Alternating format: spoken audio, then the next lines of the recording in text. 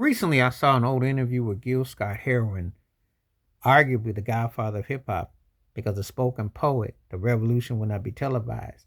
And he had an interesting, profound statement. He says, when you love what you do, you don't have a choice.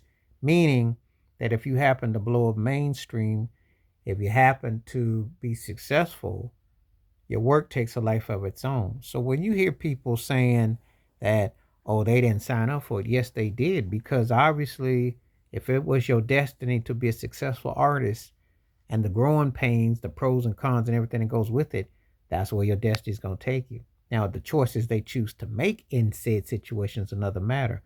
However, when you love what you do, it leads you to those avenues. And he wasn't shortchanging because he said he played on the piano and he wrote songs and he talked about his experiences and everything with that and so on and so forth. But his point was when you love what you do, it automatically takes you to said situation. I think so often than not, a lot of these artists and people try to like downplay, like they want to be seen as these rebels or seen like I don't really wanna. But if you spent the time to understand theory, if you understood the time to put chords together, you understood about putting harmony together and refrains and vamps and hooks and grooves and rehearsal, you obviously signed up for a life that you knew that was going to lead to said situation because you would not go through the growing pains of it. We know that by experience that it's one of the hardest jobs to do to be a singer, songwriter in any style of music or profession, let alone trying to make it professionally, where you are ridiculed, critiqued, and you got people looking at every nook and cranny of what you do. However, it's a God given gift and a talent. So when you are set upon said pedestal or said situation, you're where you were supposed to be. So I like that quote. When you love what you do, it just it's part of you are where you are. It's not like all of a sudden, well, I'm gonna just flush it down the toilet and just act like I don't know about it.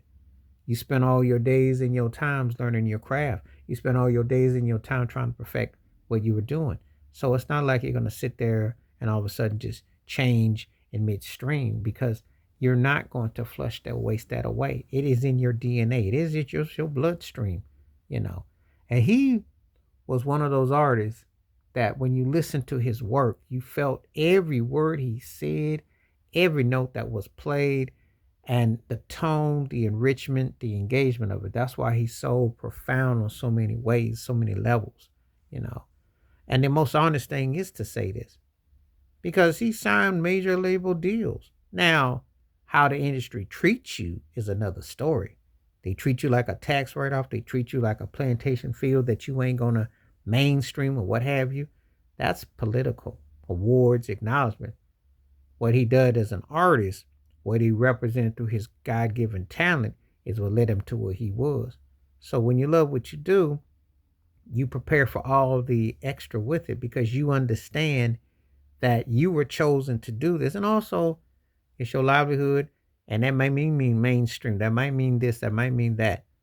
To act like it doesn't is criminal. That's the sad part of it because artists put the work and the dedication, no matter what they're doing, into said craft.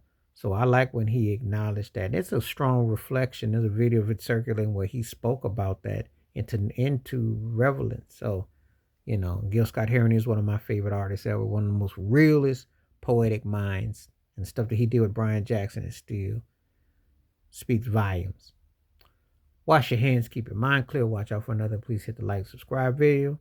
Please hit that membership because when you do the videos you request, I bring them back forth to you. And I do take the time to have special type of discussions on different topics, which will try to empower and to heal and to uplift. Stay safe, stay blessed, stay woke, stay free, stay cool, stay you. I'm out one time. Peace.